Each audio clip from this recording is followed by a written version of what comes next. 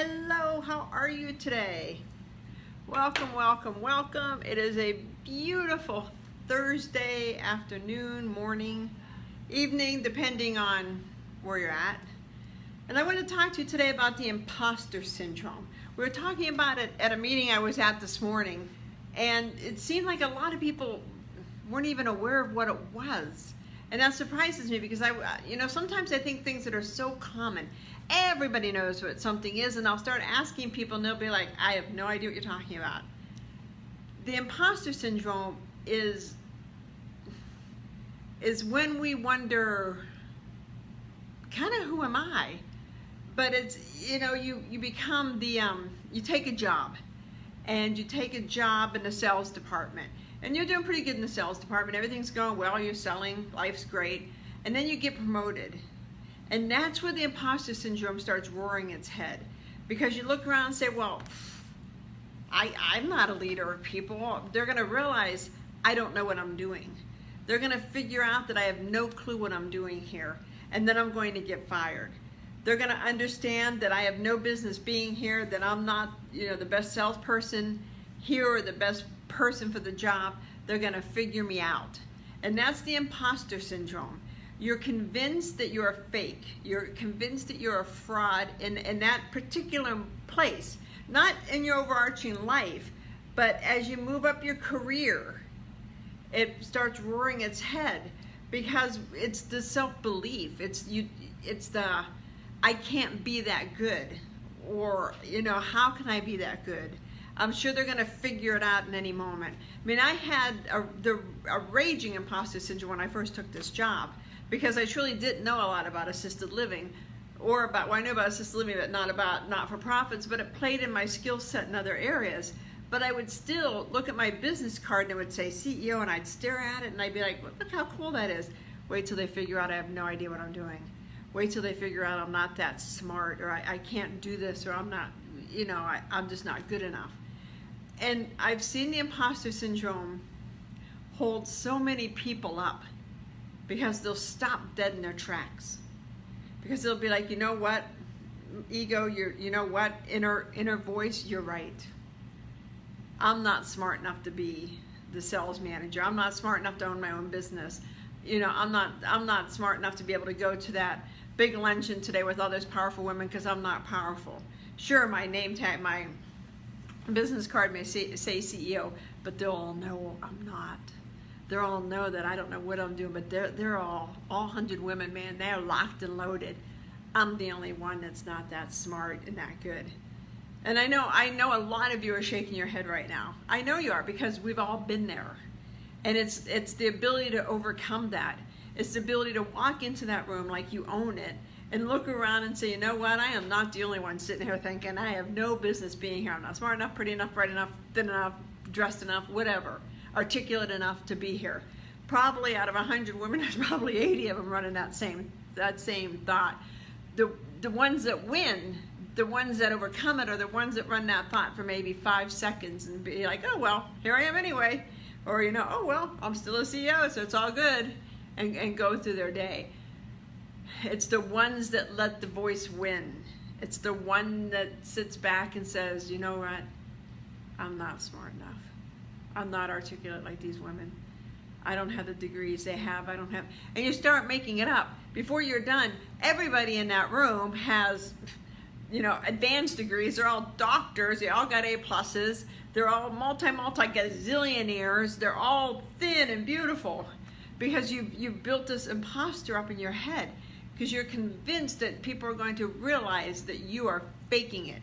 Although, the common thing in self-development, and the thing I tell people all the time, is fake it till you make it. If you don't know what you're doing, but you want that job and you've got a pretty good handle on it, fake it till you make it. Act like you have the darn job. Act like you are the regional sales the manager or the CEO of the company, or you own your own business. Fake it until you make it, but you've got to be able to overcome your imposter syndrome for that to happen. You've got to overcome that inner voice of, they're going to figure out that I don't belong here. Because it will take an ugly toll on you. And you will turn around when you're 40 or 50 and you're going to realize that nobody cared. You know, I'll never forget the first time I read, and I can't even remember who I read it from or where it came from, and if any of you know, put the comment down below. When you meet somebody and you're convinced that they're talking about you or something, and you find out they're not even paying attention to you. People are paying attention to themselves. People that are running their own voices in their head. So when you think they're looking at you, laughing at you, they're not even looking at you. And if they are, they're probably not thinking about you, they're thinking about themselves. And I don't mean that in a conceited way or in a, you know, I'm so much better way. It's just how human nature is. People are into themselves first, trying to figure out if they belong there. So when you start building up these stories in your mind about the room you're walking into, or the meeting you're going into, or the job interview you're going into, or you own your own business and you're going to go in and try to make your first sale, you know, or you're getting ready to write an email to your email list and you're thinking, oh, they're going to all know I don't know what I'm doing. Every one of them is going to know that I don't know what I'm doing. They're going to look at this email and they're going to laugh, and they're going to send it to all their friends and laugh. When in reality, the ones that it impacts, it will impact. And they will send you an email back saying, man, this really helped change my life.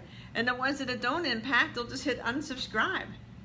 So when you start building these thoughts up in your mind, when you start allowing the imposter syndrome to kick in, you have got to learn how to change your state. You've got to learn how to reprogram your mind.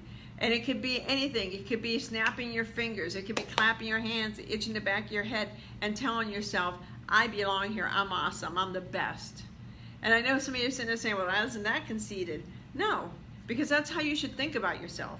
You should think that you're the best. You should think that you're really smart. You should think that you're really pretty and bright and articulate. And you should believe in your heart that you belong in a job you're in, and you should know, beyond a shadow of a doubt, that you're qualified for the next job, or that you're qualified to start your own company. Because when you start thinking about that, you will bury the imposter syndrome. I can't remember the last time that I felt like, oh my God, they're gonna figure out I don't know. Because I truly believe, and I've worked on this 20 years, I truly believe that there's nothing I can't do if they sell a book that teaches you.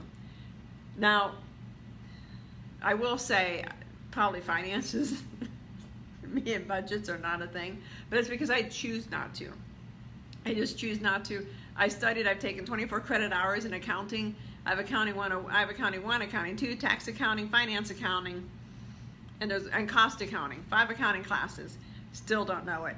I still couldn't tell you how a debit can be a debit on one side of the balance sheet and on the other side it's a credit. Bonkers. But I choose that. I choose not to understand that. I choose to focus on my strengths, and you should focus on your strengths. Don't try to be good at everything, because then you'll put people out of work. Be good at what you're good at, but whatever you're good at, own it. Own it 100%. Own it that you know that you're the best at it, and that you know if there's something you need to learn, you can go get a book, or really nowadays, just watch YouTube. Good God, the stuff I've learned on how to do on YouTube is amazing. Don't let the imposter syndrome win. Know that you belong. Know that you're good enough. Know that you're smart enough. And if you need help with this, please let me know. Please, I will be happy to help you with it. But don't let it win. Stand in your greatness and be the you that you want to be. Be the you that you deserve to be, that you were born to be. So if you have any questions, let me know. I kind of lost my thought there for a second.